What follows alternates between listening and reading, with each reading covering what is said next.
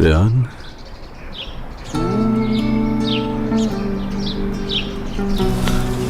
क्यों कर रही हो बेटी ऐसा?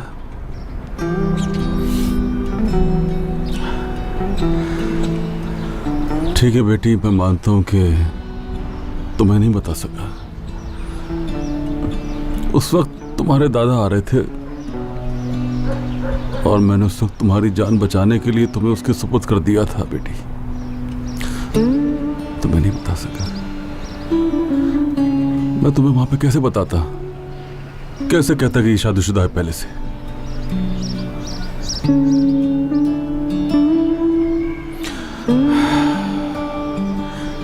बाज़ औक़ात आप बोलना भी चाहें तो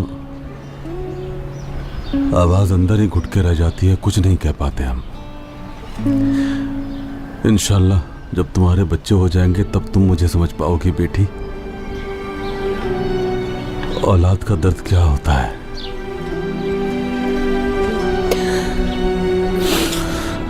तुम ऐसे ही रूठी रहोगी, मेरा दिल सीने में ही फट जाएगा, बता रहा हूं तुम्हें। मुझसे नहीं सहा जा रहा ये। वैसे भी इस दुनिया में मेरा सबसे बड़ा डर अपने बच्चों को खोना है और कुछ नहीं।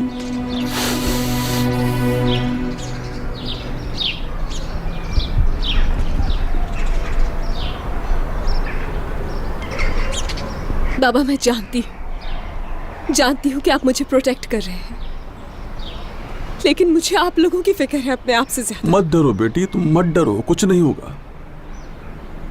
मैंने देखा है बाबा, मीरान की आंखों में उस नफरत को खुद देखा है मैंने। और जब मैंने पूछा कि इतनी नफरत क्यों है तुम्हें, तो जानते हैं उसने क्या जवाब दिया?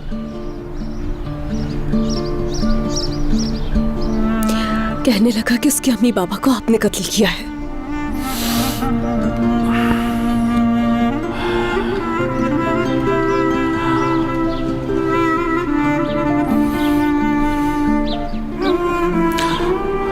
मेरा अल्लाह गवाह है बेटी, मैंने कुछ नहीं किया, मैंने किसी के साथ कुछ बुरा नहीं किया। तुम अपने अब्बू पर यकीन रखो बेटी, मैंने कुछ भी नहीं किया है। बाबा, उसने जो भी कहा मैंने किसी बात का यकीन नहीं किया।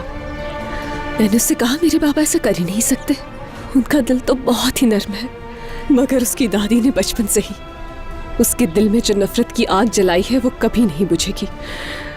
मुझे डर है कि नफरत की इस आग में वो कहीं आपको नुकसान ना पहुंचाए। ऐसा कुछ नहीं होगा, तुम बिल्कुल भी मत डरो बेटी, कुछ नहीं होगा, कुछ नहीं होगा।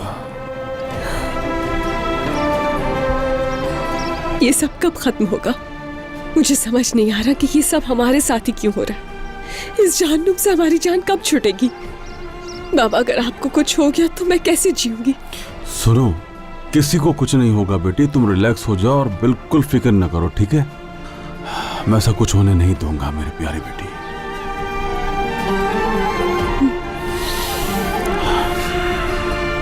मेरी प्यारी बच्ची, सब ठीक हो जाएगा, डरो मत।